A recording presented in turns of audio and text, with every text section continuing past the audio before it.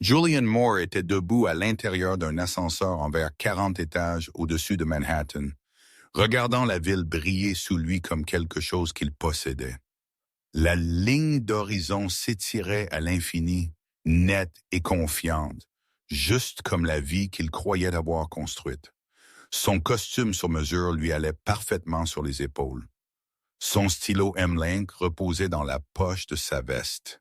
En moins de 2 minutes, il entrerait dans une salle de conférence où les gens écoutaient quand il parlait. Son téléphone vibra. Il y jeta à peine un coup d'œil. Une autre notification, probablement du travail. Rien n'importait plus que le travail désormais. Puis il vit le nom Elena. Sa femme textait rarement pendant la journée. Elle connaissait son emploi du temps, elle connaissait ses priorités, ou du moins, elle le faisait autrefois. L'ascenseur ralentit. Julien déverrouilla son téléphone d'une main. L'irritation se formait déjà dans sa poitrine. Le message était court. Trop court? J'ai avancé. S'il te plaît, respecte que tu ne fais plus partie de ma vie. C'était tout. Pas d'explication, pas d'accusation, pas d'émotion. Julien laissa échapper un petit soupir, presque un rire.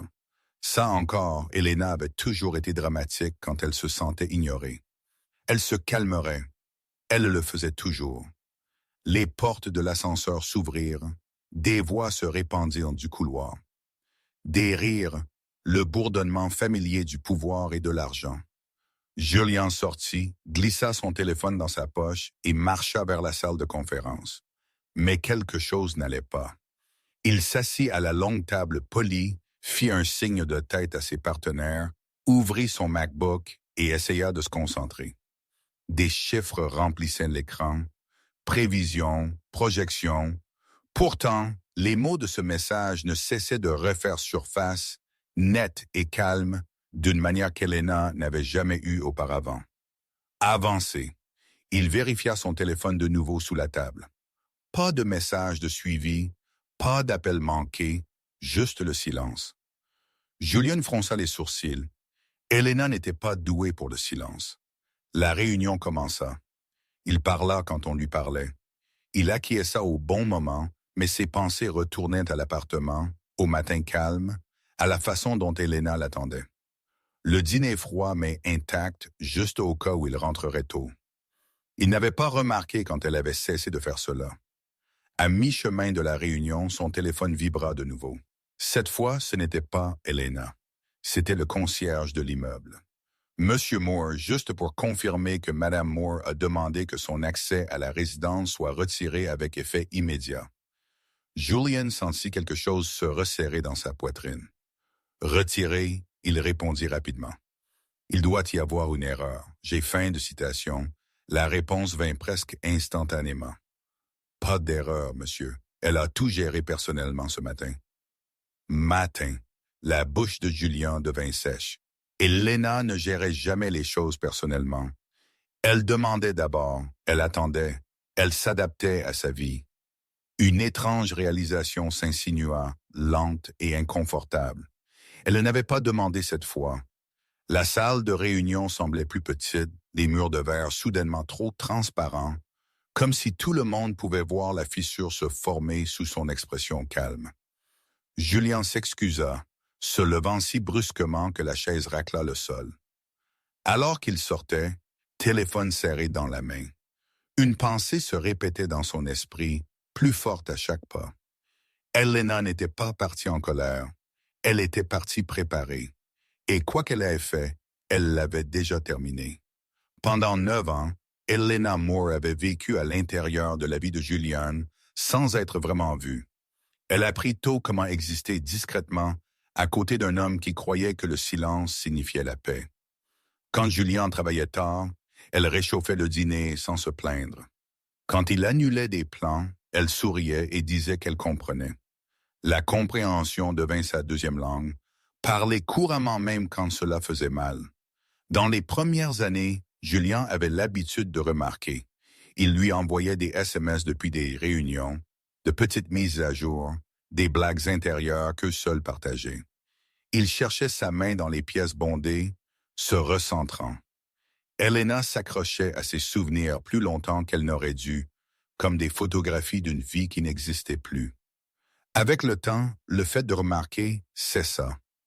Julian ne disait pas qu'il l'aimait moins. Il supposait simplement qu'elle serait toujours là. Elena devint l'arrière-plan de son succès, la structure tranquille qui permettait à tout le reste de briller. Elle gérait le ménage, se souvenait des anniversaires, traitait les appels d'assurance et aplanissait les conflits familiaux. Elle devint efficace, fiable, invisible. Certaines nuits, elle restait seule dans leur appartement sur Park Avenue, les lumières de la ville scintillant à travers les fenêtres. Son téléphone reposait à côté de son dîner intact.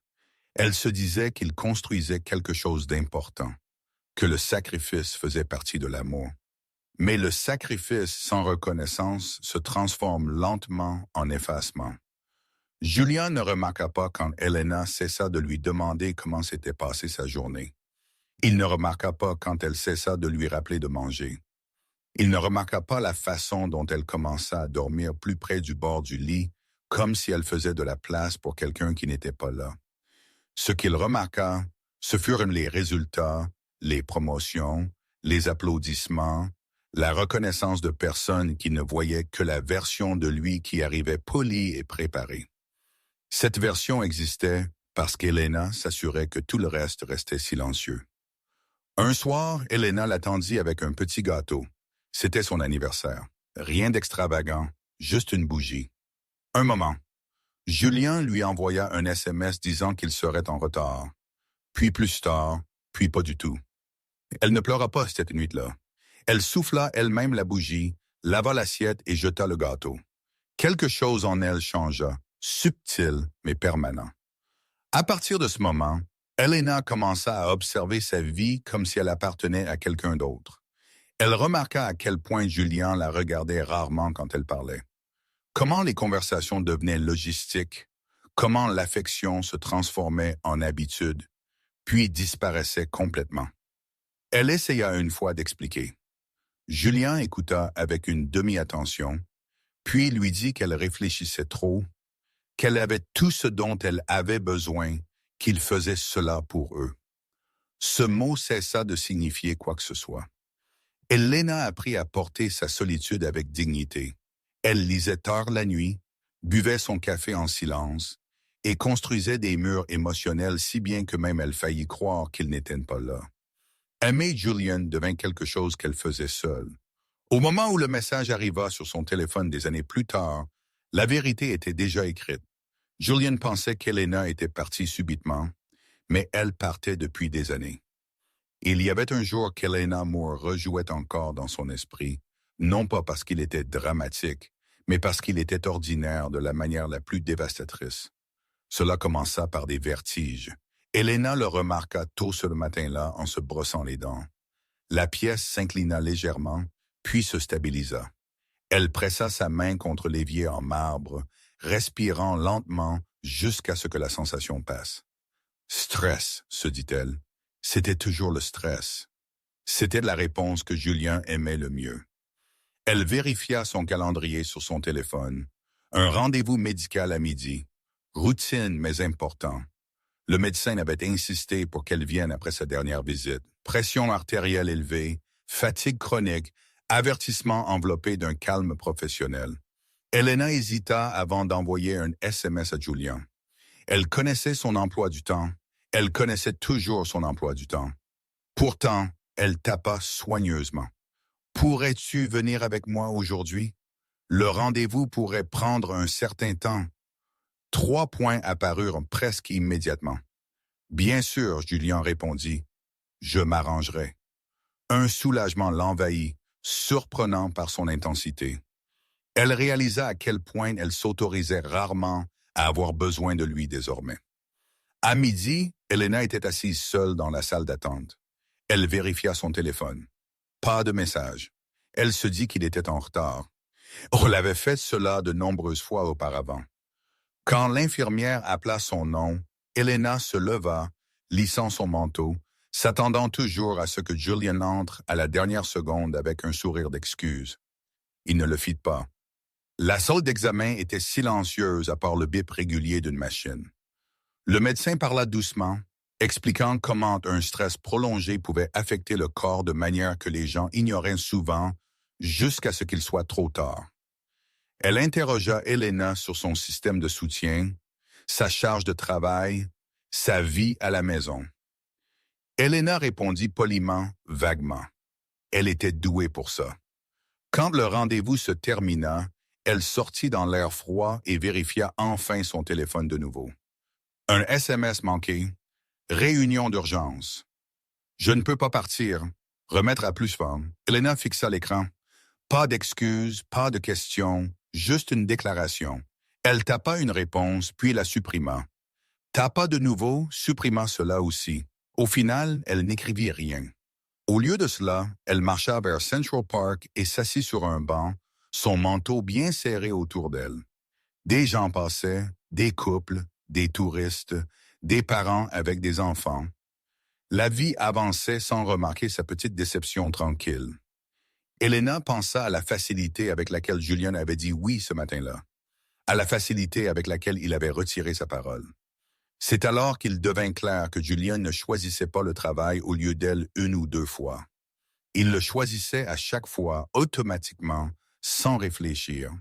Et elle s'était ajustée à ce choix pendant des années. Elle ouvrit le Kindle dans son sac sans vraiment lire, juste fixant les mots. Une phrase attira son attention, nette et inattendue. Tu as du pouvoir sur ton esprit, pas sur les événements extérieurs. Elena referma le livre lentement. Pour la première fois, elle se demanda ce qui se passerait si elle cessait d'attendre. Si elle cessait de demander, si elle laissait Julian vivre exactement la vie qu'il choisissait sans qu'elle ne la maintienne discrètement. Cet après-midi-là, Elena ne rentra pas tout de suite chez elle. Elle marcha, elle pensa, et quelque chose en elle passa de l'espoir à la clarté. Julian croyait qu'il avait le temps. Elena venait de réaliser qu'elle ne l'avait pas. Elena entendit pour la première fois le nom Sloan Whitaker en passant. Julian la mentionna un soir en faisant défiler des emails sur son MacBook. Ton décontracté, presque insouciant. Nous avons fait appel à une consultante en communication aujourd'hui. Intelligente et efficace. Comprends. Elena hocha la tête de l'autre côté de l'îlot de cuisine où elle coupait des légumes pour un dîner que Julian manquerait probablement. Elle avait appris à ne pas poser de questions de suivi lorsque sa voix portait cette note particulière d'approbation. Des éloges comme ceux-là étaient réservés aux personnes qui existaient en dehors de leur mariage. Sloan n'apparut pas d'un coup. Elle entra dans la vie de Julian comme l'humidité remplie d'une pièce, silencieusement, graduellement, jusqu'à ce que l'air semble différent et que vous ne vous souveniez plus quand cela a changé. Son nom commença à apparaître plus souvent. Sloan pense que cette approche jouera mieux. Sloan a signalé un problème potentiel d'optique. Julian parlait d'elle comme si elle était une extension de ses propres pensées. Elena écoutait, sentant quelque chose se resserrer à chaque fois, bien qu'elle ne puisse pas encore le nommer. La première fois qu'Elena la vit, ce fut lors d'un événement caritatif d'entreprise en centre-ville. Julian avait insisté pour qu'Elena vienne, disant que cela ferait bonne impression. Elle portait une simple robe noire, élégante mais sans particularité, le genre de tenue choisie pour éviter l'attention. Sloan se tenait près de Julian, grande et posée, sa main reposant légèrement sur son bras, comme si elle y appartenait. Elle rit à quelque chose qu'il dit, les yeux fixés sur son visage avec une concentration exercée. Elena regardait de l'autre bout de la pièce. Sloan la remarqua presque immédiatement. Leurs yeux se croisèrent et Sloan sourit. Pas un sourire chaleureux, un sourire calculé. Le genre qui reconnaît la présence sans offrir de respect. « Ce doit être Elena », dit Sloan quand Julian les présenta. Son ton était doux, professionnel. « Julian parle de toi tout le temps. » Elena savait que ce n'était pas vrai. Julian ne la corrigea pas. Tout au long de la soirée, Elena observa de petites choses. Comment Julian se penchait plus près quand Sloan parlait. Comment il vérifiait son téléphone quand Elena essayait de l'engager. Comment Sloan ne franchissait jamais une ligne visible et pourtant occupait un espace qui ne lui appartenait pas.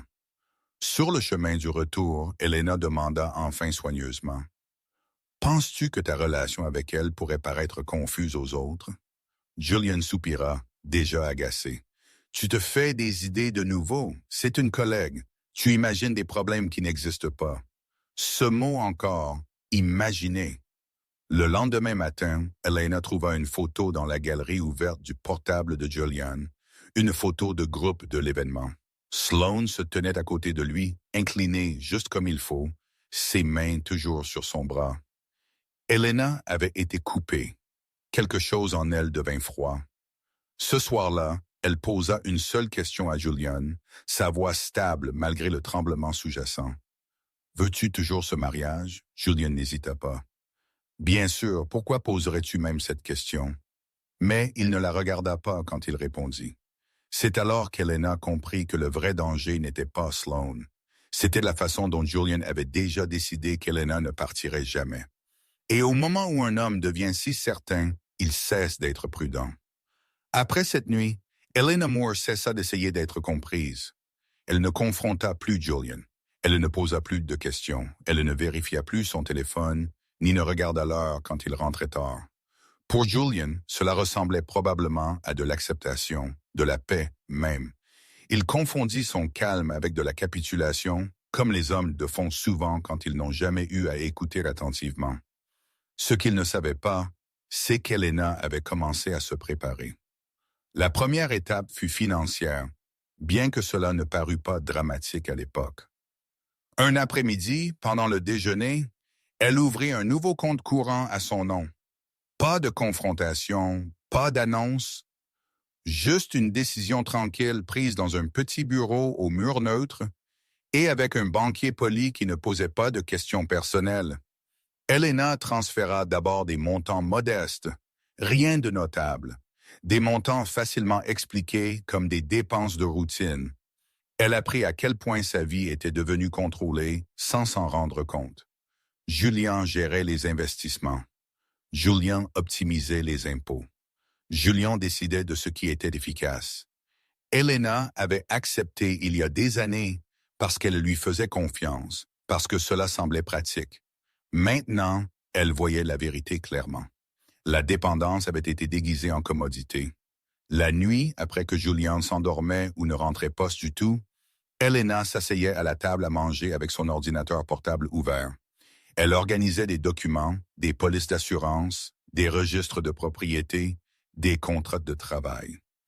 Elle sauvegardait tout sur une petite clé USB externe et la glissait dans son sac chaque matin comme une habitude, pas un secret. Il n'y avait pas de panique dans ses mouvements, seulement de la concentration. Elle rencontra Marianne Cole un jeudi après-midi gris dans un café tranquille loin de l'orbite habituelle de Julian. Marianne n'offrit pas de sympathie. Elle offrit de la clarté. Elle expliqua les options, les délais, les risques. Elle écouta pendant qu'Elena parlait, vraiment parlait, peut-être pour la première fois depuis des années. « Vous n'êtes pas en retard », dit Marianne doucement quand Elena s'inquiéta d'avoir attendu trop longtemps. « Vous êtes juste prête. » Cette phrase lui resta. À la maison, Elena commença à se détacher émotionnellement de petites manières délibérées. Elle cessa de remplir le calendrier de Julian avec des rappels, cessa de répondre immédiatement à ses appels professionnels, cessa d'organiser sa vie autour de la possibilité qu'il puisse la choisir. Julian remarqua la différence, mais la comprit complètement de travers. « Tu sembles calme, plus calme, » dit-il un soir, desserrant sa cravate. « Je suis content que tu ne te fasses plus de soucis. » Elena sourit faiblement. Moi aussi. Il prit cela comme une victoire. L'étape finale fut physique. Marianne recommanda à Elena de trouver un endroit à elle avant de dire quoi que ce soit.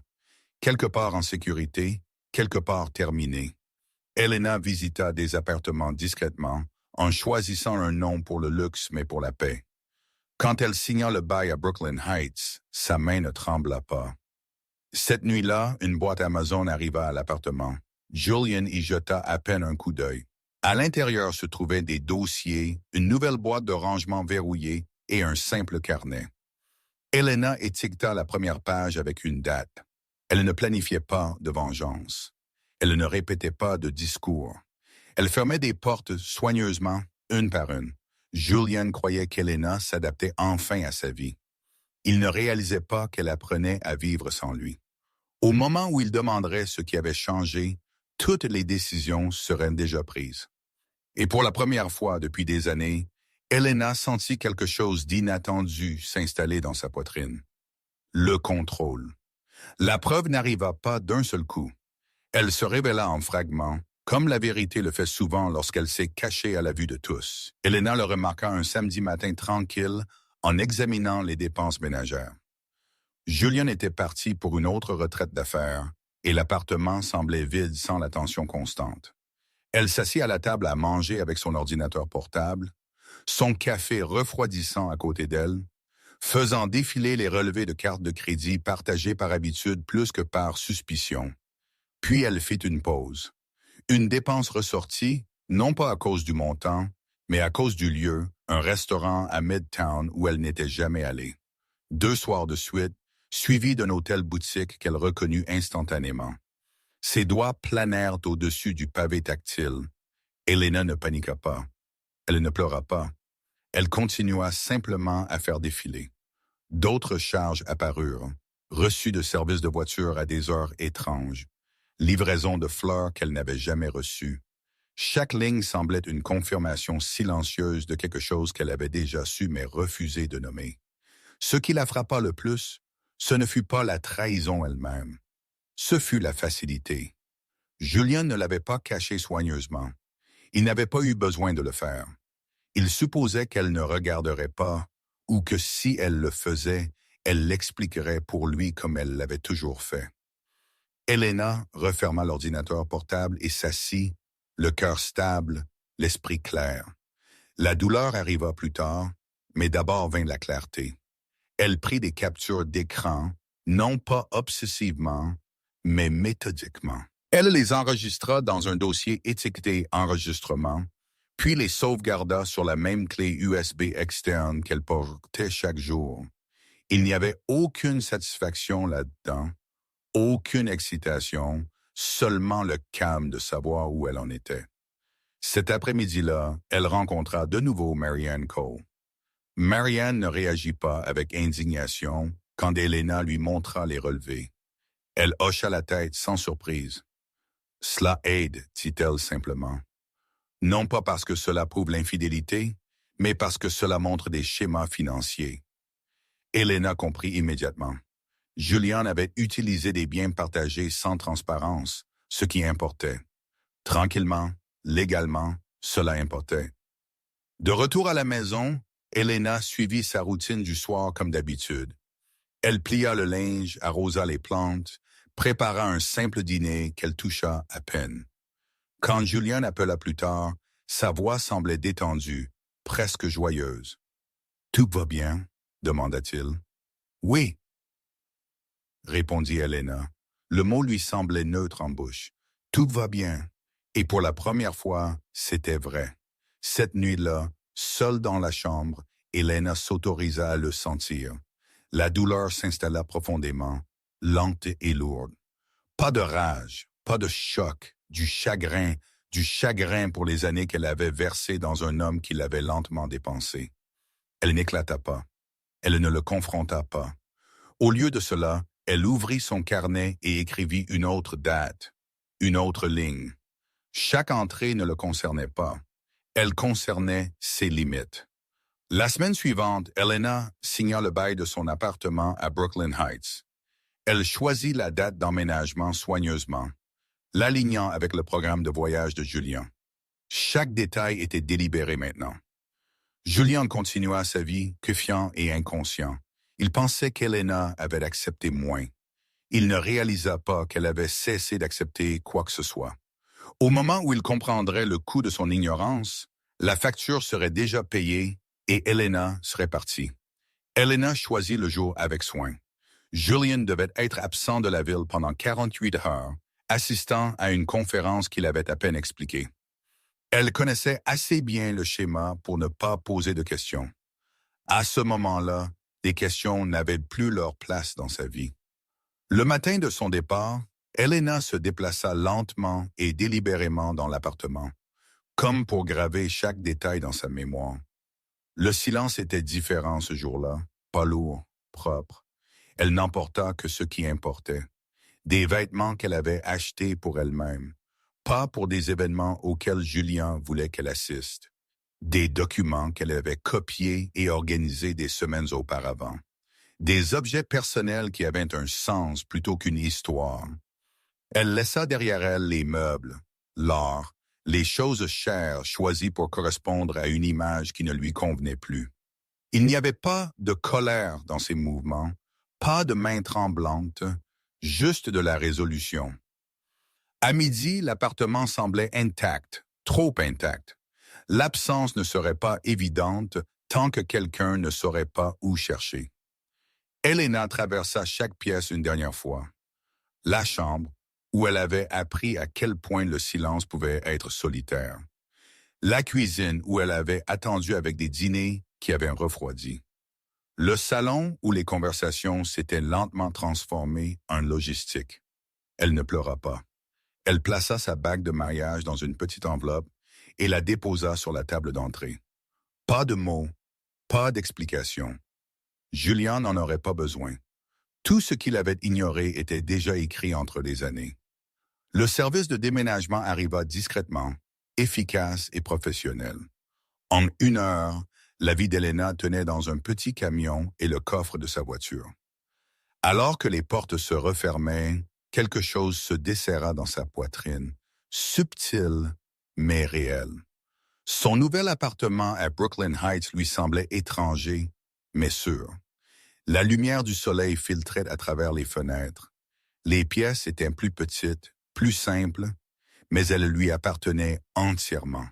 Pas de placard partagé, pas de calendrier partagé, pas d'excuses partagées. Elena déballa lentement, plaçant chaque objet à sa place comme pour reconquérir un territoire. Elle changea le code de la serrure. Elle plaça son carnet dans le tiroir supérieur du bureau. Elle s'assit par terre, le dos contre le mur, et se laissa respirer. Ce soir-là, elle commanda un plat à emporter dans un petit restaurant de quartier. Elle mangea au comptoir, écoutant le doux bourdonnement du bâtiment, réalisant le peu de bruit dont elle avait besoin maintenant. Quand Julien appela cette nuit-là, elle ne répondit pas. Quand il envoya un SMS, elle le lut sans réaction. « Tout va bien ?» Un autre message suivit 1 heure plus tard. « Pourquoi ne réponds-tu pas ?» Elena retourna son téléphone. Le lendemain matin, elle envoya le message qu'elle avait déjà rédigé des jours plus tôt. Celui qui mettait fin à tout sans ouvrir une porte. « J'ai avancé. S'il te plaît, respecte que tu ne fais plus partie de ma vie. » Elle n'attendit pas de réponse. Elle ne vérifia pas les bulles de frappe. Elle alla se promener à la place, le long de rues bordées d'arbres qui ne connaissaient pas son passé. À des kilomètres de là, Julien paniquerait, confus par l'absence de drame, l'absence d'explication. Mais Elena connaissait la vérité. Partir bruyamment invite à la poursuite. Partir discrètement met fin à la chasse. Alors que la ville s'agitait autour d'elle, Elena ressentit quelque chose qu'elle n'avait pas ressenti depuis des années. Pas de triomphe, mais la liberté. Julian Moore réalisa que quelque chose n'allait pas au moment où il entra dans l'appartement. Au début, il ne put dire ce que c'était. Tout semblait pareil. Les meubles étaient toujours en place. Les œuvres d'art étaient toujours accrochées proprement au mur. L'air sentait même familier, un mélange de bois poli et du léger nettoyant aux agrumes qu'Elena préférait. Mais le calme semblait différent, trop complet. Il posa sa maillette et l'appela par son nom sans réfléchir. Pas de réponse. Il vérifia son téléphone de nouveau, l'irritation s'insinuant. Toujours rien. Pas d'appel manqué, pas de nouveaux messages. C'était inhabituel. Elena répondait toujours, même quand elle était fâchée. Julien marcha vers la chambre. C'est alors que les détails commencèrent à s'enregistrer. Le placard semblait étrange. Des espaces vides où ses vêtements auraient dû être, des chaussures manquantes. Le tiroir où elle gardait ses bijoux était à moitié vide. La petite boîte en velours avait disparu. Sa poitrine se serra. « Elena » appela-t-il de nouveau, plus fort cette fois. Il bougea plus vite maintenant, traversant la cuisine. Sa tasse de café avait disparu. La plante qu'elle arrosait tous les matins avait été rapprochée de la fenêtre comme si elle était préparée à survivre sans ses soins quotidiens. Sur la table d'entrée, une enveloppe attendait. Julian la reconnut instantanément. Sa bague de mariage y gisait, froide et impersonnelle, comme si elle n'avait jamais appartenu à aucun d'eux. Pas de mots, pas d'excuses, pas d'explications. Pour la première fois, la panique brisa son sang-froid. Il sortit son téléphone et l'appela de nouveau, directement sur la messagerie vocale. Il envoya des SMS, ses messages passant rapidement de l'irritation à la confusion. « Où es-tu? Ce n'est pas drôle. Parlons. » Rien. Julien ouvrit son ordinateur portable et vérifia l'application de l'immeuble. L'accès d'Elena avait été retiré. Il fit défiler plus vite, l'incrédulité se transformant en effroi. Elle n'était pas partie impulsivement. Elle avait démantelé sa présence avec précision. Il appela le concierge. « Oui, monsieur, » dit l'homme poliment. Madame Moore a géré la demande elle-même. Elle était très claire. Claire? Le mot résonna désagréablement.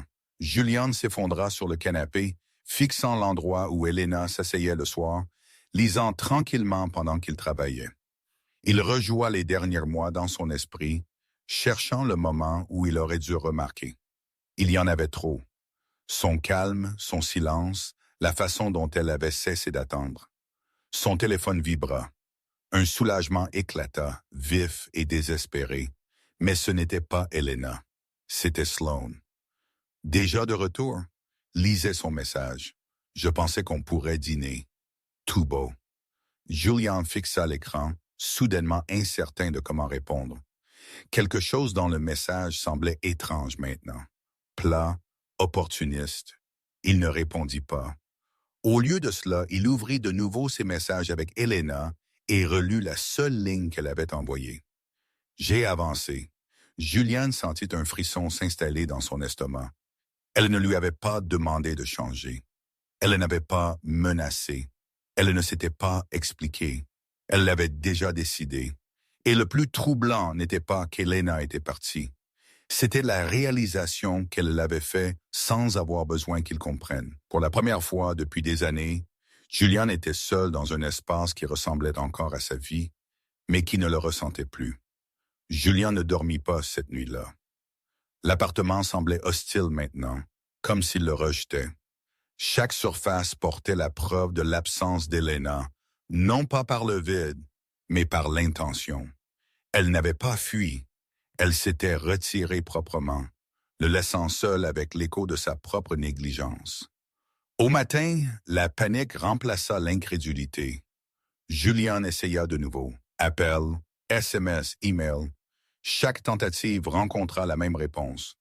Rien, aucune réaction, aucune colère, aucune explication. Le silence pressait plus fort qu'aucun argument ne l'avait jamais fait. Au travail, il ne réussit pas à le cacher. Il était assis dans son bureau surplombant Midtown, fixant un téléscripteur boursier qui refusait de retenir son attention. Les chiffres se brouillaient. Son téléphone restait face visible sur le bureau, comme si Elena pouvait soudainement briser le schéma et le contacter.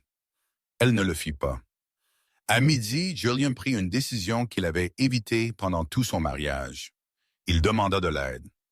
Le bureau de Marianne Cole était calme, professionnel, impersonnel.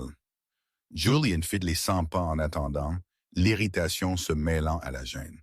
Quand Marianne entra, son expression était calme, illisible, ni hostile ni sympathique. « J'ai besoin de parler à ma femme », dit Julian immédiatement. Cela est allé trop loin. Marianne croisa les mains. « Elena a demandé que toutes les communications passent par moi. » Julian ricana. « C'est inutile, nous sommes mariés. » Marianne soutint son regard.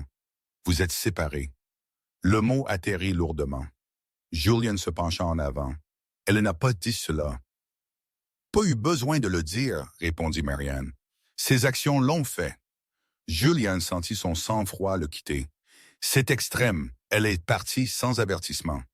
Marianne ne discuta pas. Elle tendit la main vers un dossier et glissa un document sur le bureau. Un calendrier, des dates, des notes, des relevés de rendez-vous, des engagements non tenus, des divergences financières. La mâchoire de Julian se serra en parcourant les pages. « Vous avez été absent pendant longtemps », dit Marianne d'une voix égale. Elena l'a documenté discrètement. Elle n'a pas fait cela pour vous punir. Elle l'a fait pour se protéger. Julian repoussa les papiers. Elle est dramatique. Marianne ne broncha pas. Ce mot a été utilisé contre elle pendant des années. Il ne fonctionne plus. La vérité s'installa lentement, inconfortablement. Elena ne demandait pas de réconfort. Elle ne menaçait pas de partir à moins qu'il ne change. Elle ne négociait pas. Elle était déjà partie. Julian se leva brusquement. « Je veux la voir. Vous ne la verrez pas, dit Marianne. Pas tout de suite. Qui êtes-vous pour décider cela? S'emporta Julian. Je suis la personne à qui elle a fait confiance quand elle a réalisé que vous ne le feriez jamais, répondit Marianne calmement. Pour la première fois, Julian ressentit quelque chose proche de la peur. Pas la peur de perdre son mariage. La peur de perdre le contrôle. Alors qu'il quittait le bureau, son téléphone vibra de nouveau. Cette fois, c'était Sloan. « Tu as été silencieux, écrivit-elle. Tout va bien? » Julian fixa le message puis retourna son téléphone. Cela se passait de tous les côtés maintenant. La vie qu'il pensait stable était en train de changer, de lui échapper. Elena était sortie du rôle qu'il lui avait assigné, et sans elle, tout semblait exposé. Julian avait toujours cru qu'Elena avait besoin de lui. Ce jour-là, il réalisa que le contraire pourrait être vrai. Et le pire, c'était ceci. Elle l'avait découvert avant lui. Elena Moore ne disparut pas. Elle réapparut simplement quelque part où Julian n'avait jamais pensé à regarder. Ces nouveaux matins commençaient tranquillement. Pas de précipitation pour correspondre à l'emploi du temps de quelqu'un d'autre. Pas de vérification de son téléphone pour des annulations déguisées en excuses. Elle se réveillait tôt dans son appartement de Brooklyn Heights. La lumière du soleil se glissant à travers les rideaux. La ville semblant plus douce ici, différemment humaine. Elle se faisait du café et le buvait lentement. Au travail, Elena devint quelqu'un d'autre. Pas une nouvelle personne, mais la version qu'elle avait retenue pendant des années.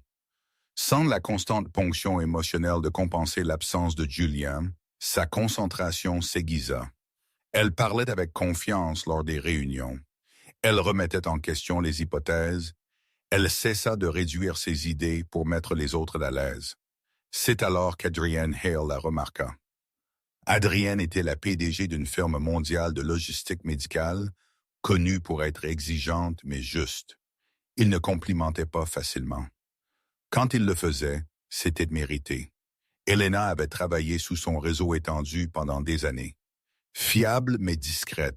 Maintenant, elle se démarquait. « Votre analyse est solide », il lui dit après un appel de révision. « Pourquoi n'avez-vous pas insisté pour plus de responsabilités ?» Elena ne répondit pas immédiatement. La vérité était compliquée. « Je suis prête maintenant », dit-elle à la place. Adrienne hocha la tête comme si c'était tout ce qu'il avait besoin d'entendre. En quelques semaines, Elena reçut la supervision d'un projet de restructuration majeur. Les heures étaient longues. La pression réelle, mais le travail l'énergisait. Pour la première fois, elle se sentit en accord avec son propre effort.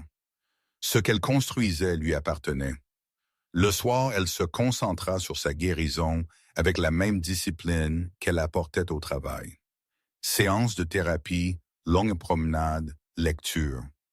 Elle termina des livres qu'elle avait autrefois survolés juste pour paraître productive. Maintenant, elle lisait pour se comprendre. Elle écrivait dans son carnet chaque nuit, non pas sur Julian, mais sur les schémas, les limites, la différence entre l'amour et l'endurance. Certaines nuits étaient plus difficiles que d'autres. Il y avait des moments où la mémoire s'insinuait inopinément. Une chanson, un coin de rue, l'écho d'une version d'elle-même qui avait cru que la patience serait récompensée. Elena laissa ces moments passer sans jugement. Elle ne les chassait plus, mais elle ne les suivait pas non plus. Julian essaya de la contacter de nouveau. Des emails acheminés par Marianne, des messages vocaux restés sans réponse, des messages qui passaient de la colère au regret à la supplication. Elena n'écouta pas. Elle n'avait pas besoin de le faire. La clôture n'était pas quelque chose que Julian pouvait lui donner. Un après-midi, alors qu'Elena quittait le bureau tard, Adrienne marcha à côté d'elle vers les ascenseurs. « Vous semblez plus légère », observa-t-il négligemment. Elena sourit. « J'ai cessé de porter ce qui n'était pas à moi. » Adrienne la regarda, la compréhension clignotant derrière son expression. Il ne posa pas de questions. Il n'insista pas. Il respecta simplement l'espace qu'elle avait réclamé. Ce respect semblait étrange et puissant. Elena rentra chez elle cette nuit-là et se tint près de la fenêtre, regardant la ville. Manhattan scintillait au loin, belle mais plus intimidante. Elle réalisa alors quelque chose. Elle n'avait encore rien gagné, mais elle s'était retrouvée et c'était la fondation sur laquelle tout le reste se construirait. Julian avait perdu le contrôle. Elena avait gagné une direction et l'équilibre entre eux avait changé pour toujours. La vie de Julian commença à se défaire à des endroits qu'il n'avait jamais anticipés. Cela ne se produisit pas publiquement au début. Il n'y eut pas de gros titres, pas de confrontations dramatiques, juste de petites fractures qui se propagèrent discrètement, comme les dégâts le font toujours lorsqu'ils sont ignorés trop longtemps. Au travail, Julian se retrouvait à relire des emails auxquels il avait déjà répondu. Il ratait des détails qu'il ne ratait jamais auparavant. Pendant les réunions, son esprit s'égarait, revenant au silence d'Elena, à l'appartement vide, au calme troublant avec lequel elle s'était retirée de sa vie. Les gens le remarquèrent. Un associé junior le corrigea une fois, doucement devant d'autres. Julian écarta la remarque, mais le moment lui resta. Il avait bâti son autorité sur la certitude. Le doute ne lui allait pas. Sloan le remarqua aussi. Elle avait été patiente au début, envoyant des messages légers, prenant des nouvelles avec une chaleur prudente. Mais alors que Julian devenait distrait, moins réactif, quelque chose dans son ton changea. La curiosité devint calcul. « Tu as l'air mal ces derniers temps », dit-elle un soir autour d'un verre, l'observant attentivement. « Tout va bien à la maison ?» Julian se raidit. « C'est en cours de traitement, si vous cherchez de Enver. » Sloan sourit, mais ses yeux ne s'adoucirent pas. « Je ne veux juste pas de complications. » Le mot plana désagréablement entre eux. Cette nuit-là, Julian réalisa quelque chose de troublant. Sloan n'avait pas été attirée par lui pour qui il était sous le succès. Elle avait été attirée par l'élan, le statut, la stabilité, et maintenant il commençait à perdre les trois. Des jours plus tard, un email apparut dans sa boîte de réception par erreur. Il ne lui était pas destiné. Sloan avait transféré un CV, le sien, au cabinet d'Adrienne Hile, se présentant comme un atout en communication stratégique. Le langage était audacieux, confiant et douloureusement révélateur. Elle avait déjà planifié sa sortie. Julian sentit une vague de froid l'envahir alors que la réalisation s'installait. Elena n'avait pas été la seule à se préparer discrètement. La différence était qu'Elena était partie avec dignité. Sloan cherchait simplement son prochain avantage. Quand Julian la confronta, elle ne le nia pas. « Tu es sous beaucoup de stress », dit-elle calmement. « Je dois aussi penser à mon propre avenir. » Il n'y eut pas d'excuses, pas de prétention de loyauté. Julian rentra chez lui ensuite en silence, serrant le volant alors que la colère et l'humiliation s'en mêlaient dans sa poitrine. Pour la première fois, il comprit ce que cela faisait d'être remplaçable. À l'appartement, il se versa un verre qu'il ne voulait pas et s'assit seul, fixant les lumières de la ville. Il pensa alors à Elena, non pas avec un sentiment de droit, mais avec quelque chose de plus proche du regret. Elle n'avait jamais demandé de luxe, jamais exigé d'attention. Elle n'avait seulement demandé à compter et il l'avait ignoré. La cruelle ironie s'installa lentement. Elena était partie quand elle avait encore du pouvoir. Sloan partait parce qu'il n'en avait plus. Julian vérifia son téléphone de nouveau, à moitié espérant, à moitié craignant. Elena pourrait enfin répondre. Il n'y avait rien. Pas de message, pas de signe. Elle remarqua même son effondrement. Ce silence blessait plus que toute confrontation n'aurait pu le faire, car il lui disait la vérité qu'il ne pouvait plus éviter.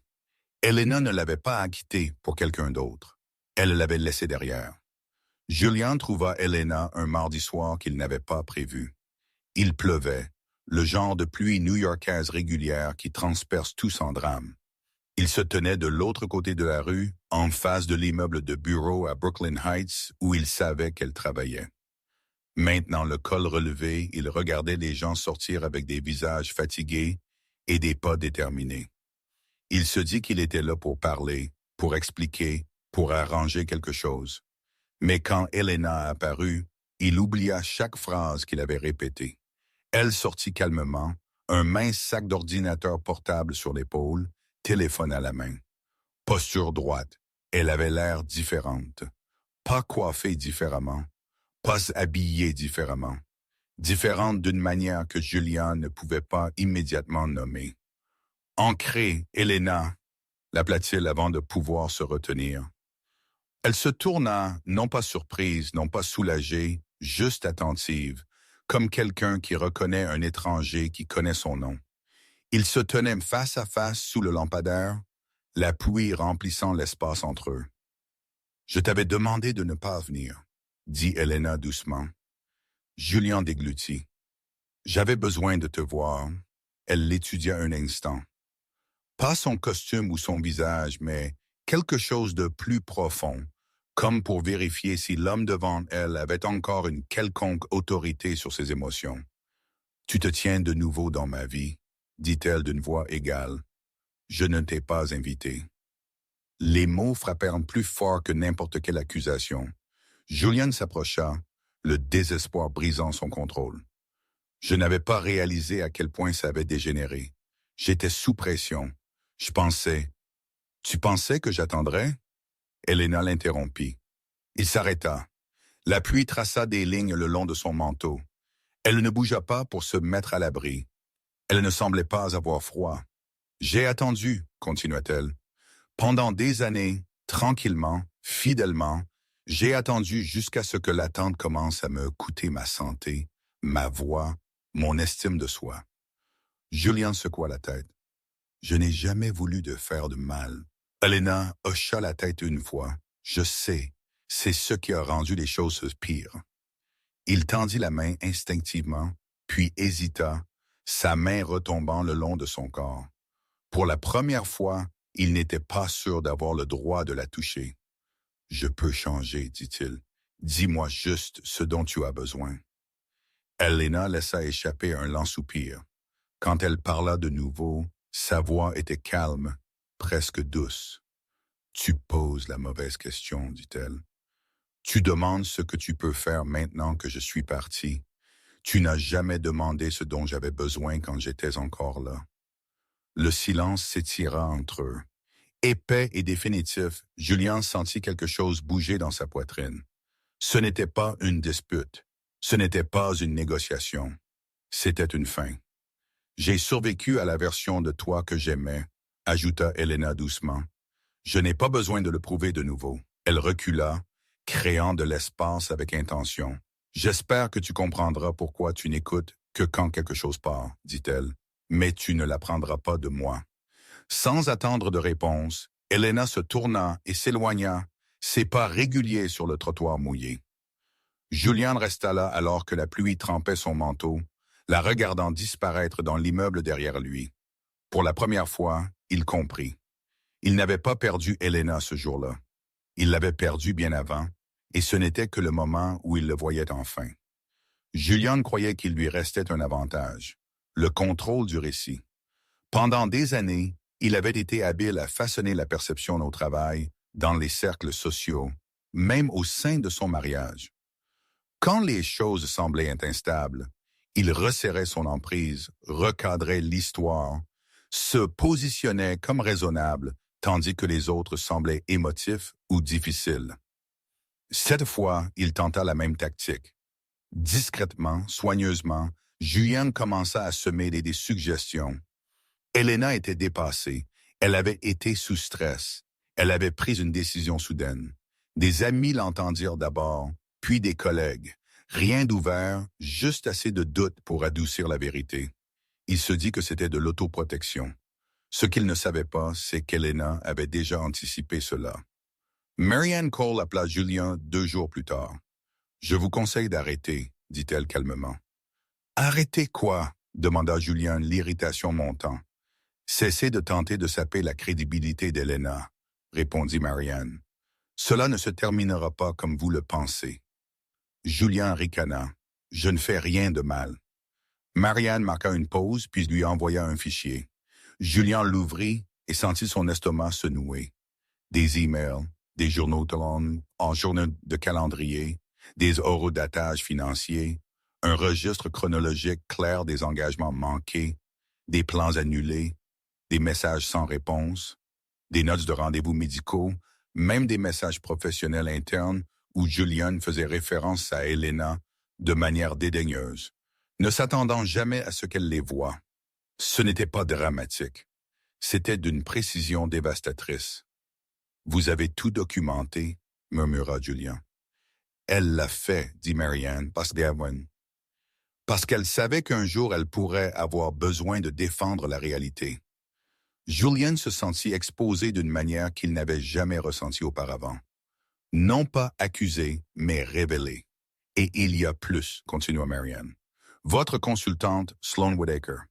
Julien se raidit. Marianne transféra un autre ensemble de documents, des emails que Sloane avait envoyés en interne, se vantant de sa proximité avec Julien, des messages où elle impliquait une influence qu'elle n'avait pas officiellement, un langage qui franchissait les limites professionnelles d'une manière qui semblait maintenant dangereuse. « Elle a utilisé votre nom, » dit Marianne d'une voix égale, « et vous l'avez permis. » Julien comprit immédiatement. Ce n'était plus seulement personnel, c'était une responsabilité d'entreprise. En quelques jours, une enquête interne fut lancée, discrète mais sérieuse. Sloane fut mise en congé en attendant l'enquête. Son ton confiant disparut du jour au lendemain, remplacé par des messages courts et frénétiques auxquels Julien ne répondit pas. Quand elle appela, il la laissa sonner. Il ne pouvait pas la sauver sans se couler lui-même. Et pour la première fois, il réalisa à quel point Elena l'avait protégé sans qu'il le remarque jamais. Combien de petits feux elle avait discrètement éteints pour que son image reste intacte. Maintenant, personne ne faisait ça pour lui. La réputation de Julien ne s'effondra pas en un seul instant. Elle s'éroda. Les invitations se firent plus rares. Les conversations changèrent. Les gens écoutaient plus attentivement quand il parlait et lui faisaient moins confiance. Pendant ce temps, Elena resta silencieuse. Elle ne corrigea pas le dossier publiquement. Elle ne s'expliqua pas. Elle laissa la vérité s'établir d'elle-même parce qu'elle le pouvait enfin. Julien regarda de loin son nom faire surface dans un nouveau contexte. Professionnel, respecté, intouché par le chaos dans lequel il se noyait. C'était la partie la plus difficile. Elena ne gagnait pas parce qu'elle se battait. Elle gagnait parce qu'elle disait la vérité et s'éloignait. Et Julien resta face à quelque chose qu'il ne pouvait plus manipuler. Les conséquences d'être vu clairement. La salle de conférence au 42e étage était tout en verre et en acier, conçue pour intimider sans élever la voix. Julien y avait été d'innombrables fois. Il connaissait le poids de la longue table, l'autorité tranquille des fauteuils en cuir, la manière dont les décisions étaient prises avant que quiconque ne parle. C'était son monde, ou du moins, cela l'avait été. Ce matin-là, il entra s'attendant à contrôler. Ce qu'il n'attendait pas, c'était de voir Elena. Elle se tenait près de l'écran de présentation, révisant des notes sur son ordinateur portable, la posture détendue mais concentrée, n'attendant pas, n'hésitant pas. Elle portait un blazer sur mesure, discret, professionnel, le genre de confiance qui ne demandait pas d'attention. Quand elle leva les yeux et croisa le regard de Julian, il n'y eut aucune surprise sur son visage, seulement de la reconnaissance. Julian se figea une demi-seconde de trop. « Voici Elena Moore », dit Adrian Hill à la pièce, sa voix stable. Elle dirige la revue de la stratégie opérationnelle aujourd'hui. Julian sentit une chaleur lente et inconnue monter dans sa poitrine. Elena ne le regarda plus. Elle se tourna vers l'écran et commença à parler, sa voix calme, claire, sans précipitation. Elle exposa les inefficacités, projeta les risques et offrit des solutions qui coupaient net à travers des années d'hypothèses superposées. Elle ne surexpliqua pas. Elle n'adoucit pas ses points. La pièce écouta. Julian regarda les cadres hocher la tête, regarda les stylos bouger sur les blocs-notes, regarda les gens se pencher en avant, non pas vers lui, mais vers elle. Ce n'était pas accidentel, ce n'était pas de la chance. C'était de la compétence affinée par des années d'ignorance. Alors qu'Elena parlait, Julian reconnut des fragments de lui-même dans sa pensée, des schémas qu'elle avait autrefois discutés avec lui tard la nuit, des idées qu'il avait écartées parce qu'elles venaient d'elle. Maintenant, ces mêmes idées portaient du poids parce qu'elle les portait sans lui. Quand les questions vinrent, Elena répondit avec précision. Elle ne chercha pas l'approbation. Elle ne jeta pas un coup d'œil à Adrienne pour être rassurée. Elle se tenait sur sa propre autorité. Le téléphone de Julien vibra avec un message qu'il n'ouvrit pas. Cela n'importait pas. Rien en dehors de cette pièce n'importait plus. Pour la première fois, Julien se sentit vraiment dépassé. Non pas parce qu'Elena l'attaquait, mais parce qu'elle n'en avait pas besoin. La réunion se termina par un accord silencieux. Adrienne remercia Elena, son respect évident mais non théâtral. Les gens sortirent, murmurant à propos des délais et des prochaines étapes. Julien resta assis. Elena rangea ses affaires efficacement, puis se tourna pour partir. Elle marqua une brève pause quand elle l'atteignit. « Julien, dit-elle, professionnelle, posée. » Il leva les yeux, cherchant sur son visage quelque chose de familier, quelque chose de pardonnant. « Tu as bien fait, » réussit-il à dire. Elena hocha la tête une fois. « Moi aussi. » Il n'y avait aucun triomphe dans son ton, aucune amertume, juste un fait. Elle sortit, ses talons claquant doucement sur le sol poli, laissant Julien seul dans l'espace qu'il avait autrefois défini. Alors que les portes de verre se refermaient, Julien comprit enfin ce qui s'était passé. Elena ne s'était pas élevée pour lui donner tort. Elle s'était élevée parce qu'elle était capable. Et maintenant, dans la pièce où le pouvoir lui appartenait autrefois seul, Julien sentit tout le poids de ce qu'il avait perdu. Pas son mariage, mais sa pertinence. Sloane Whittaker avait toujours cru qu'elle comprenait le timing.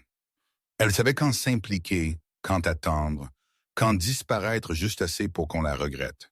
C'est ainsi qu'elle avait survécu dans les salles de conseil remplies d'hommes qui confondaient confiance et contrôle. Elle avait observé Julien de près, appris ses habitudes, ses angles morts, son besoin de se sentir admiré. S'aligner sur lui avait semblé stratégique, non téméraire, jusqu'à ce que cela ne le soit plus. L'email des ressources humaines arriva à 8h12, en attente d'examen. Votre accès au système de l'entreprise a été temporairement suspendu. Idiot. Sloane le lut 2 fois, puis une 3e. Son pouce s'accéléra. Elle le transféra immédiatement à Julien. Sais-tu de quoi il s'agit? Pas de réponse. Elle essaya d'appeler directement sur la messagerie vocale. À midi, les rumeurs étaient partout. Des conversations discrètes, des portes qui se fermaient, le genre de silence d'entreprise qui signifiait que les décisions étaient déjà prises sans elle. Sloane demanda une réunion, mais les RH refusèrent. Cela sera traité en interne, dirent-ils. Professionnel, définitif, elle comprit alors. Julien ne la protégeait pas, il ne le pouvait pas. Quand Sloane le confronta enfin ce soir-là, il avait l'air épuisé, pluvieux d'une certaine manière. La confiance sur laquelle elle s'était autrefois appuyée était fracturée, remplacée par quelque chose de fragile. Ils disent que j'ai franchi les limites, dit-elle sèchement, que j'ai sous-entendu une influence que je n'avais pas. Julian ne discuta pas. Il ne la rassura pas. Tu l'as fait, dit-il doucement. Les mots frappèrent plus fort que n'importe quelle accusation. Sloan le fixa, l'incrédulité cédant la place à la colère.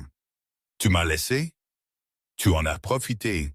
Julian détourna le regard. Cela ne change pas les faits. Pour la première fois, Sloan vit la vérité clairement. Julian s'était toujours appuyé sur les autres pour absorber les conséquences de ses choix. Elena l'avait fait silencieusement pendant des années. Elle avait supposé qu'elle serait différente. Elle ne l'était pas. En quelques jours, le contrat de Sloan fut résilié. Pas de scandale public, pas de sortie dramatique, juste une suppression nette du système. Son nom fut discrètement effacé des réunions qu'elle dominait autrefois. Julian le regarda se produire de loin, impuissant. En même temps, sa propre position s'affaiblit. Les partenaires remirent en question son jugement. Les clients hésitèrent. L'enquête sur les conflits d'intérêts s'étendit, tirant sur des fils qu'il n'avait pas réalisé être visibles. Tout ce qu'il avait essayé de contenir s'effilochait. Pendant ce temps, Elena resta intacte. Son rôle s'élargit. Ses responsabilités augmentèrent. Elle mena ses journées avec concentration et retenue, ne faisant jamais référence à Sloan, ne commentant jamais la situation de Julian. Elle n'en avait pas besoin. Un après-midi, Adrian Hale appela Elena dans son bureau. « Je veux que vous dirigiez la prochaine phase, dit-il simplement. Vous l'avez mérité. » Elena accepta sans hésitation. En sortant, elle croisa Julian dans le couloir. Il s'arrêta comme s'il voulait parler, puis y renonça. La distance entre eux semblait délibérée maintenant, mesurée. Cette nuit-là, Julian resta seul dans son appartement, faisant défiler des nouvelles dans lesquelles il n'apparaissait plus. Les messages restèrent sans réponse.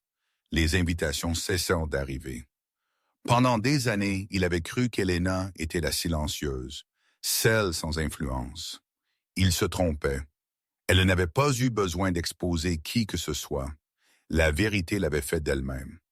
Et Julian resta à contempler l'épave, comprenant enfin que les femmes qu'il sous-estimait étaient celles qui partaient debout.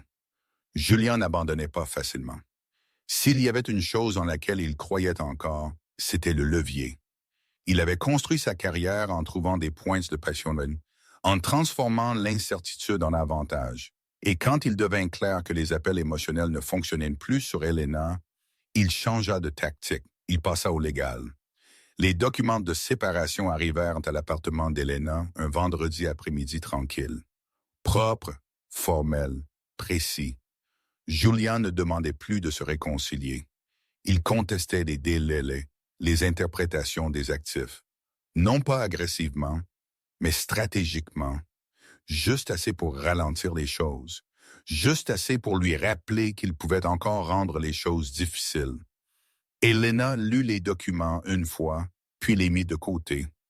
Ce soir-là, elle rencontra Marianne Cole dans son bureau, la ville brillant doucement à travers les fenêtres. Marianne ne sembla pas surprise. « Il essaye de reprendre pied, » dit Marianne. « C'est une question de contrôle, pas d'équité. » Elena hocha la tête. Elle s'était attendue à cette phase. « Quels sont mes risques? » demanda-t-elle. Marianne fut honnête. Du temps, de l'énergie, un fardeau émotionnel. Il peut étirer cela s'il le veut. Elena se pencha en arrière dans sa chaise, réfléchissant. Pendant des années, elle avait absorbé des inconvénients pour maintenir la paix. Cette fois, elle refusa de jouer ce rôle. « Je ne veux pas gagner, » dit Elena doucement. « Je veux être libre. » Marianne sourit légèrement. « Alors nous choisissons une fin propre. » Au cours de la semaine suivante, Elena fit des choix délibérés. Elle accepta des conditions raisonnables. Elle refusa les disputes inutiles. Elle refusa de s'engager dans des allers-retours mesquins. Chaque réponse fut calme, documentée, définitive. Julian n'était pas préparé à cela. Il s'attendait à de la résistance, de la colère, des négociations. Au lieu de cela, il fut confronté à une clôture. Quand ils se rencontrèrent finalement en personne, ce fut dans une salle de conférence neutre, stérile et calme. Pas de drame, pas de voix forte. Juste deux personnes face à la fin de quelque chose qui était déjà mort. Julian semblait fatigué, plus vieux. La confiance qui remplissait autrefois l'espace autour de lui s'était amincie. « Tu fais vraiment ça, dit-il. » Elena rencontra son regard fermement. « Je l'ai déjà fait. »« Tu n'as pas à rendre ça si définitif, dit Julian. Nous pourrions prendre du temps. » Elena secoua la tête. « J'ai pris du temps. Tu l'as utilisé. » Le silence s'installa entre eux. Julian signa les papiers avec une réticence visible, le stylo pressant plus fort que nécessaire contre la page. Chaque signature semblait une capitulation, bien qu'il ne l'appellerait jamais ainsi. Elena signa en dernier, sa main était stable. Quand ce fut fait, Marianne rassembla les documents, efficaces et posés. « Ceci conclut l'accord, dit-elle. » Julian se leva, hésitant. « Je n'ai jamais voulu que les choses aillent si loin. » Elena ne répondit pas immédiatement. Quand elle le fit, sa voix était douce mais ferme. « Je sais, dit-elle. Cela ne change pas le résultat. » Elle laisse sortir sans se retourner. Julian resta en arrière, fixant la chaise vide qu'elle venait de quitter. Il avait joué sa dernière carte et elle avait échoué, non pas parce qu'Elena l'avait déjoué, mais parce qu'elle refusait de rester dans le jeu. Ce fut le moment où Julian comprit quelque chose d'irréversible. Le pouvoir s'estompe quand la personne que vous essayez de contrôler ne veut plus rien de vous. Et Elena ne voulait rien du tout. Les conséquences n'arrivèrent pas toutes d'un coup. Elles vinrent par vagues, discrètes au début, puis impossibles à ignorer. Julian remarqua le changement un lundi matin ordinaire. Sa boîte de réception était plus légère que d'habitude. Moins de demandes de réunion, moins de questions lui étant adressées, le genre d'absence qui ne s'annonçait pas, mais qui portait tout de même un poids. Lors de la réunion hebdomadaire des partenaires, sa proposition fut reconnue, puis mise de côté, non rejetée, mais reportée. L'idée de quelqu'un d'autre avança à la place. Julian resta assis, hochant la tête automatiquement, mais le message était clair. La confiance avait été remplacée par la prudence. En milieu de semaine, un appel vint du conseil. Ce n'était pas une accusation, c'était pire. C'était de l'inquiétude. Ils parlèrent d'optique, de confiance, de l'importance de la stabilité pendant les transitions. Julian écouta, la mâchoire serrée alors que des années d'influence lui échappaient discrètement. On lui demanda de prendre du recul temporairement par rapport à certaines décisions. Temporaire avait toujours signifié permanent dans son monde. Cette nuit-là, Julian rentra à l'appartement et se versa un verre qu'il n'appréciait pas. Les lumières de la ville par la fenêtre semblaient lointaines maintenant, décoratives au lieu d'être puissantes. Il fit défiler son téléphone, s'arrêtant sur d'anciens messages d'Elena. « As-tu mangé? Envoie-moi un message quand tu atterris. Je suis fier de toi. » Il réalisa combien de fois il les avait ignorés. Les jours passèrent, puis les semaines. Sans Elena pour adoucir ses aspérités, les petits échecs s'accumulèrent. Il manqua des délais, interpréta mal des situations. Le réseau qu'il pensait contrôler avait été discrètement soutenu par sa patience, son organisation, son travail émotionnel. Sans cela, les fissures s'élargirent. Un après-midi, Julian reçut l'avis final. Son rôle était en cours de restructuration. C'était formulé poliment, stratégiquement, mais le sens était sans équivoque. Il n'était plus essentiel. Julian conduisit sans but ce soir-là, finissant garé dans une ruelle près de la rivière. Il resta dans la voiture longtemps après que le moteur ait refroidi, les mains posées sur le volant, fixant le vide. C'était le moment qu'il n'avait jamais imaginé. Non pas la ruine, non pas la disgrâce publique, mais l'insignifiance. Il pensa alors à Elena, non pas comme la femme qui l'avait quitté, mais comme la femme qui avait cru en lui sans avoir besoin de preuves. La femme qui avait absorbé sa négligence, défendu son nom et porté le poids de son ambition afin qu'il puisse paraître sans effort. Il avait confondu sa loyauté avec de la faiblesse. Son téléphone vibra. Un message d'un ancien collègue dont il n'avait pas eu de nouvelles depuis des mois. « J'espère que tu vas bien. » C'était tout. Pas d'invitation, pas de suivi. Julien ferma les yeux, la vérité s'installant pleinement pour la première fois. Elena n'avait pas détruit sa vie. Elle avait simplement cessé de la maintenir. Et sans elle, tout ce qu'il avait construit sur son silence commença à s'effondrer. De l'autre côté de la ville, Elena était assise dans son appartement, révisant des rapports pour un projet qui portait son nom. Elle ne ressentait aucune satisfaction dans le déclin de Julien, aucune excitation, juste de la distance. L'effondrement n'était pas sa vengeance. C'était la conséquence naturelle d'un homme qui croyait que l'amour attendrait toujours. Julien avait touché le fond, non pas avec du bruit, mais avec clarté. Et cette fois, il n'y avait plus personne pour le rattraper. Elena Moore apprit que la guérison n'arrivait pas d'un seul coup. Elle venait tranquillement dans des moments ordinaires qui ne portaient plus de tension. Dans les matins où elle se réveillait sans se préparer à la déception. Dans les soirées où le silence se sentait reposant au lieu d'être lourd. Sa vie ne tournait plus autour de la récupération. Elle avançait simplement. Le travail s'installa dans un rythme régulier. Les projets s'achevèrent. Les équipes faisaient confiance à son jugement. Son nom portait du poids maintenant, non pas parce qu'elle l'exigeait, mais parce qu'elle l'avait mérité. Quand des collègues parlaient, ils écoutaient. Quand elle décidait, c'était définitif. Cette stabilité lui donna l'espace de ressentir quelque chose de nouveau. La paix. Julian essaya une dernière fois. Le message arriva tard un soir, acheminé par Marianne et copié à Elena à sa demande. Il était plus long que tout ce qu'il avait écrit auparavant. Soigneux, réfléchi, il prenait ses responsabilités, du moins en langage. Il reconnaissait ses échecs, parlait de regrets, de croissance, de vouloir essayer de nouveau lentement, correctement. Elena le lut une fois. Elle ne ressentit pas de colère. Elle ne ressentit pas de triomphe. Elle se sentit achevée. Elle referma son ordinateur portable et s'assit dans sa chaise, regardant autour de son appartement. L'espace était maintenant habité. Des livres empilés où elle les aimait, des notes épinglées au mur, une plante prospérant près de la fenêtre, preuve d'une vie construite avec intention.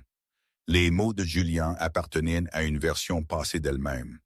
Celle qui avait attendu que les excuses signifient un changement. Cette femme était partie. Le lendemain matin, Elena répondit par une seule phrase. « Je vous souhaite le meilleur, mais je ne reviens pas. » 2000. Et c'était un vin développe. Elle n'ajouta pas d'explication. Elle n'adoucit pas le message. Elle ne laissa pas de place à l'interprétation. Elle ferma la discussion et l'archiva. Cet après-midi-là, Adrienne Hale l'invita pour un café. Pas comme une surprise, pas comme un test, simplement comme du temps passé ensemble, sans pression. Ils parlèrent de travail, de voyage, de livres qu'ils avaient tous deux lus. La conversation coula facilement sans performance ni urgence.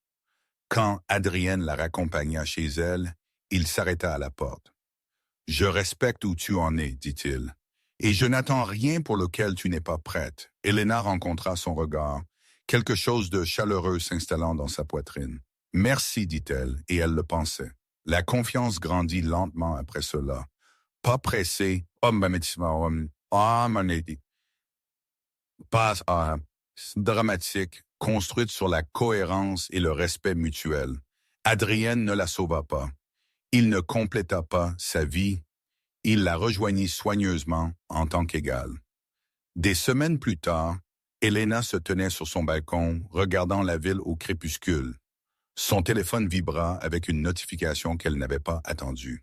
« Félicitations, directrice Moore. » Elle sourit, un sourire calme, authentique qui n'avait pas besoin de témoins.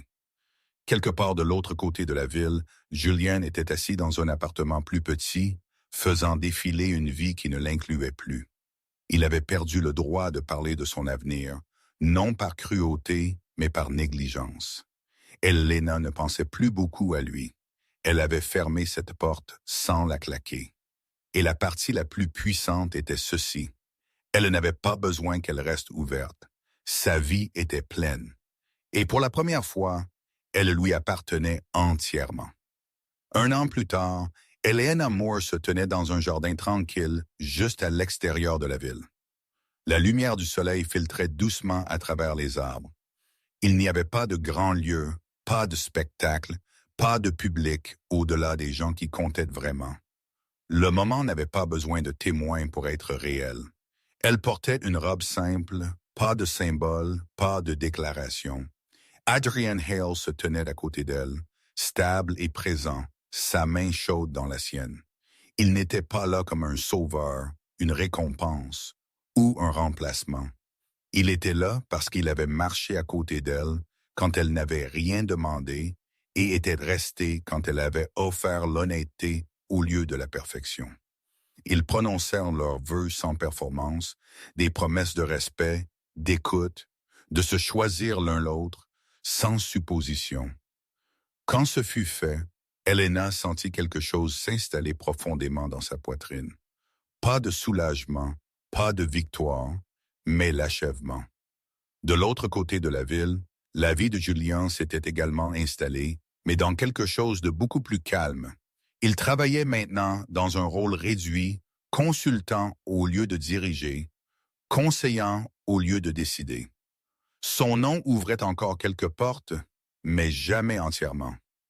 La confiance, autrefois fracturée, n'avait jamais retrouvé sa forme originelle. Il vivait seul, ses jours prévisibles, ses nuits silencieuses. Occasionnellement, il pensait à Helena, non plus avec nostalgie, mais avec clarté. Il comprenait maintenant ce qu'il avait perdu. Non pas une femme, une partenaire, une femme qui avait porté un poids sans se plaindre jusqu'à ce que le fardeau devienne insupportable. La leçon arriva trop tard pour changer le résultat, mais pas trop tard pour en reconnaître la cause. C'était sa conséquence. Sloane Whitaker disparut rapidement de la pertinence. Sans proximité avec le pouvoir, son influence s'évapora. Elle déménagea de ville, changea d'industrie, se réinventa discrètement. Le système qu'elle avait essayé de manipuler s'était corrigé sans cérémonie. Personne ne prononçait plus son nom. Helena ne suivait pas leur vie. Elle n'avait pas besoin de mise à jour pour valider ses choix. Le passé n'exigeait plus son attention. Dans les mois qui suivirent le mariage, Helena continua de monter, non pas rapidement, mais solidement. Elle bâtit des équipes qui prospéraient, encadra des femmes qui lui rappelaient sa plus jeune personne. Elle utilisa son autorité de manière réfléchie, consciente de la fragilité de la dignité lorsqu'elle est ignorée. Adrienne la soutint sans l'éclipser. Ils construisirent une vie ancrée dans des valeurs partagées, non dans la dépendance. Leur maison était calme, honnête, un endroit où le silence signifiait le confort, non la distance. Un soir, Helena se tint près de la fenêtre, regardant les lumières de la ville briller comme elle l'avait toujours fait. Manhattan était toujours belle, toujours ambitieuse, toujours exigeante, mais elle ne la définissait plus. Elle repensa à la femme qu'elle était autrefois, celle qui attendait, expliquait, s'adaptait, endurait. Cette femme n'avait pas été faible. Et elle avait été loyale au-delà de la raison. Helena l'honorait maintenant en ne revenant jamais à cette version d'elle-même. Certaines histoires se terminent par la vengeance. Celle-ci se termina par l'équilibre. Julian perdit ce qu'il n'avait pas su protéger. Sloane perdit ce qu'elle avait essayé de prendre. Helena gagna ce qu'elle avait toujours mérité. Une vie où l'amour était rendu, où l'effort était rencontré, où elle était choisie chaque jour. Et c'était la forme la plus juste de justice. Ainsi, l'histoire est arrivée à sa fin. Et si vous êtes toujours là avec moi en ce moment, toujours en train d'écouter en cet instant, alors quelque chose dans cette histoire a touché votre cœur d'une manière discrète mais réelle. Peut-être vous êtes-vous vu en Helena. Ou peut-être avez-vous reconnu une version de vous-même dans les moments de silence, d'attente, d'espoir, d'endurance plus longtemps que vous n'auriez dû. Ce que cette histoire nous apprend est simple mais pas facile. L'amour qui vous coûte votre dignité n'est pas de l'amour, c'est de l'endurance. Et l'endurance, lorsqu'elle est à sens unique, brise finalement l'âme. Le philosophe stoïcien Marc Aurèle un jour écrit Tu as du pouvoir sur ton esprit, pas sur les événements extérieurs. Elena n'a pas contrôlé la trahison, la négligence ou la perte, mais elle a retrouvé le contrôle de sa réponse, et cela a tout changé. Un autre rappel stoïcien dit « Ne gaspille pas le reste de ta vie à t'inquiéter des autres, à moins que cela n'affecte le bien commun. » La guérison commence au moment où nous cessons de prouver notre valeur aux personnes qui tirent profit de l'ignorer. Si cette histoire a résonné en vous, si elle a remué quelque chose d'honnête et de personnel à l'intérieur, prenez un moment pour aimer la vidéo, la partager avec quelqu'un qui pourrait en avoir besoin et vous abonner à la chaîne. Votre soutien nous aide à continuer à raconter des histoires qui guérissent, éveillent et nous rappellent notre valeur. Vous n'êtes pas seul et vous n'êtes pas en retard.